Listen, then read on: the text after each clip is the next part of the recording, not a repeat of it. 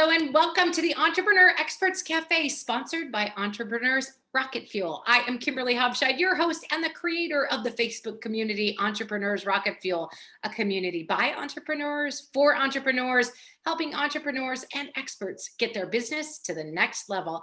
Come join the community and the conversation at www.entrepreneursrocketfuel.com/Facebook. Today, I'm going to interview Dan Janal. Dan is an expert on being a book coach. Dan, welcome to the Entrepreneur Experts Cafe. Oh, thank you very much. It's great to be here. So you coach people on how to write their book, is that right? That's right. And yeah, I tell you, it's a funny story how I got started because I had no thoughts about writing a book. I was a PR guy and I was a really, really good PR in the really beginning days of high-tech PR. I mean, I did PR for companies like K-Pro and Commodore when they were synonymous with the word computer. I was on the PR team that launched AOL. People knew me, but no matter how good I was, no matter how well known I was, there were like 10 other people who were exactly the same as me. Has that ever happened to you? You think you're so great, but your clients and your prospects think, well, he's a commodity because everyone does what he does. So everyone went to a good school. Everyone had great clients. Everyone had great testimonials. So every time I went to the Software Publishers Association shows to try to get new clients, I'd speak on a panel or I'd lead a training session or whatever, and people would come up to me and said, hey, you were really great. We want you to do our PR. Can you send us a proposal? Ooh, kiss of death. Because they're asking 10 other people for proposals. And those are just time sucks. And you spend so many hours doing them and they never get back to you. And you don't even know if they hired anyone, if they just let their secretary do your plans. It was horrible. Then one day I decided, why not write a book? I went to Northwestern University. I was a journalism major. I worked on newspapers. I knew how to write. And I always wanted to write a book when I was a kid, but I thought I'd be writing fiction. I'd be like, well, what do I know about? I know how to publicize high-tech products and services. So I wrote that book. I went to the Software Publishers Association conference. I led my panels. And afterwards, people came up to me and said, we want you to do our PR. And I said, oh, do you want me to do a proposal? I said, no. We have your book. We know how you think. This is good. We want to hire you right now. We're not talking to anyone else. And that's when I realized that the book is not just a great credibility builder, it's your big business card. It really sets you apart from everyone else. So that's what I do now. I help people write their big business card books that bring them new clients. I can either ghostwrite it for them, or I work with them as their developmental editor and book coach and help them through the process, because the book makes you stand out from the crowd so you get clients because people get to know, like, and trust you. So they want you to lead them from mess to success. Oh, I like that. So a lot of people say that their business book is actually a business card. And you subscribe to that theory that it is a big business card, but it's more than that, right? Well, it's everything you want it to be. So decide what you want your book to be. For some people, yes, they want to leave a legacy. That's great.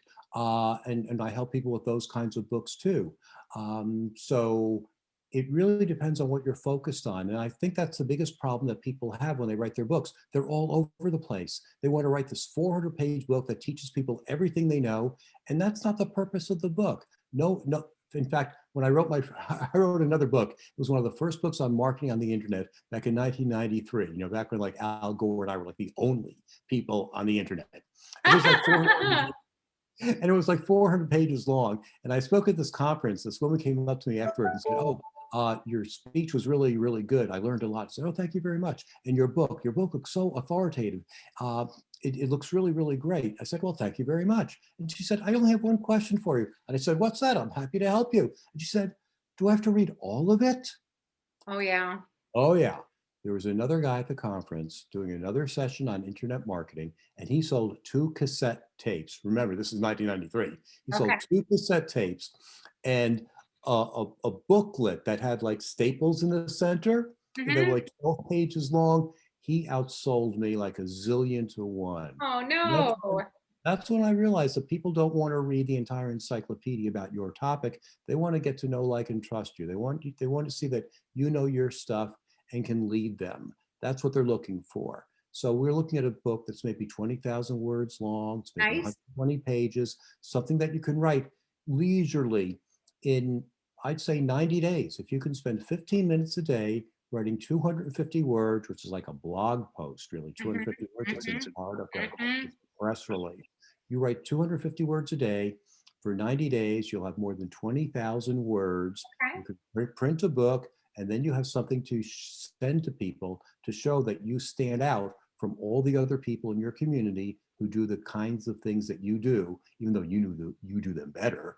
But the book gets gets them to see that. And I've interviewed a number of people on my podcast, and they've told me that when they write the book and they send it to prospects, they attract more people because the prospects know exactly how they think and how they work. And also, they repel people who Mm. don't like their process. So you don't waste a lot of time talking to people who are not going to buy in to your way of doing business. So the book can do a lot of things for you. Yeah. I think one of the things that people get held back on writing their book is because they think it has to be everything about them. They think it has to be like the one great novel that they read, that they write, and it shares everything about them, or they're waiting for it to be like the perfect moment, or the perfect book, or the perfect subject. Do you recommend that people, like make sure, or do you have them start and then write 2 and 3 books, or what's your recommendation? Well, I think your prospect is reading your book for only one reason, and that is to solve their problem. Aha. So I like It's to really not have, even about you, it's about them. it's about, isn't everything about them? But everything was about us. Yeah, once we get over the fact that we think it's about us, it's about them. They're the ones who are writing the checks. Uh, Right. So I like to have a book that has 10 chapters, and the 8 middle chapters talk about your client, your preferred client's problems. okay. So how do you find out what their problems are? Well, you ask them, or you see what they're asking you, and or you find out what their objections are, or you read the newspapers and you say, oh, this company has this problem. Well, I help them with that. Then you write a chapter about that. You show how you helped a client just like them solve that problem.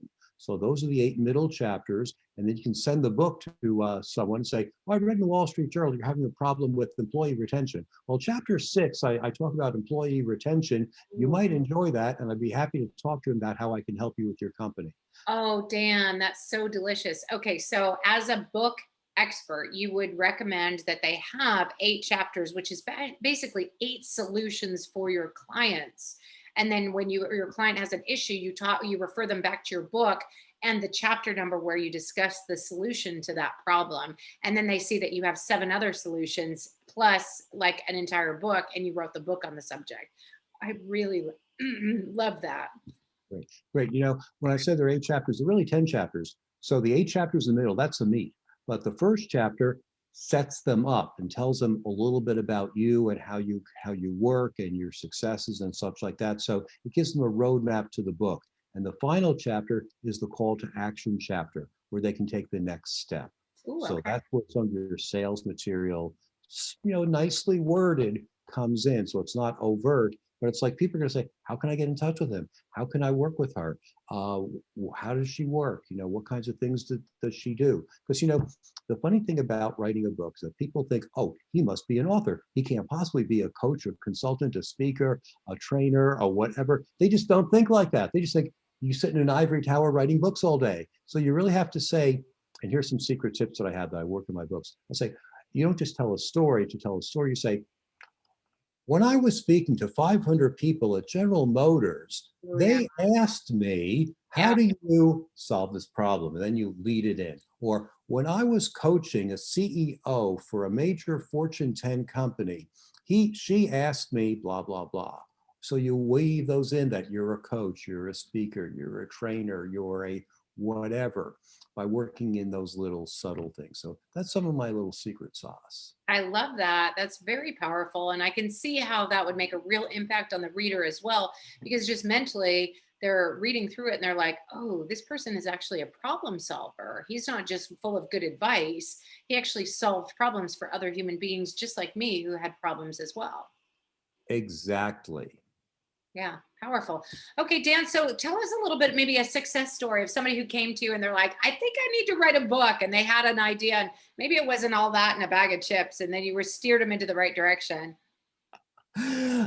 Sure, sure. I was working with a woman named Amber who was writing a self-help book for women between the ages of 35 and 50 who have Okay. children who no longer need them. When I Okay. say children who no longer need them, how could that possibly be? Especially Well, at 35. Your children have to need you at 35, I think. Never mind. E- Keep going. Exactly. Well, it's like, well, when they're 6 years old, it's mommy, come here. Mommy, help me. Mommy, I need you. When they're 16 years old, It's I don't it's want anything to do with you. yeah, like, mom, leave me alone. Give me some space. Don't let the door hit you on the way out. So she knew her market. But let's face it, a lot of these self-help books are really the same. They have the same solutions, work-life balance, meditate, breathe, eat well, blah, blah, blah. And all that's really good. So what really separates one book from another are the personal stories. Mm, So in the middle of chapter 3, she had this great story that had a subhead that says, excuse me for being gross. And it okay. went something like this. I have this earthworm like thing growing out of the middle of my stomach. It's about 4 inches long and a quarter-inch wide, and it's my stretch mark. And it shows that I've gained 180 pounds and Oh, lost all but 20, bearing 4 children. But I wear it as a badge of honor because it shows that I contributed 4 great kids to the world. I thought, oh. wow, what a great story. So she buried her signature story in the middle of chapter 3. Now, I'm a former newspaper reporter and editor. I know when you bury a lead. That's my job, to find out, hey, this is gold. You have to put this in the first chapter because everyone's going to immediately identify with you because every woman has gone through pretty much that same thing. And every woman has tried to lose, and man has tried to lose all that weight and will never lose that last 20 pounds, myself included. So it's immediately a humbling, bonding thing for you. And she readily agreed and said, you're right, we have to play this up higher. And then I had a brainstorm and I said, your book is about going beyond your boundaries and reaching beyond your goals. What better word that describes that than stretch marks? Oh, I like that. I'm a PR guy. I do branding too. That's genius. That's not just branding. That's like gold right there. That's absolutely wonderful. Well, thank you. And that's what happens when you collaborate with a good developmental editor and a book coach. They see things that you don't see. I've worked with clients who write nice stories, but the point that they're making isn't the point of the story. It's a different point entirely, but they're too close to the work. So, no one says you have to write a book alone. Entrepreneurs, we feel like we have to do it all by ourselves. We write our own web pages, we write our own copy. It's probably better if we hired someone, to be honest. We take out the trash when we really should be hiring someone to do all that stuff. The Sure. same thing with the book. We think we all can do it all by ourselves, but let's face it, I can't lay out a book. I can't design a cover for a book. Neither can you. Neither can anyone listening to this. It's an art. You're going to hire those people. So why not hire a book coach or a developmental editor to make sure that you're writing the book that really shows you to be the expert you are, and not come up with something that's, half baked that you think is good, but is really, second rate, that needs to be polished. That's a problem I see with a lot of books on Amazon. Anyone can self-publish a book today. There's no barrier to Oh, entry. no. And That's you see a lot you're so right. That's so true.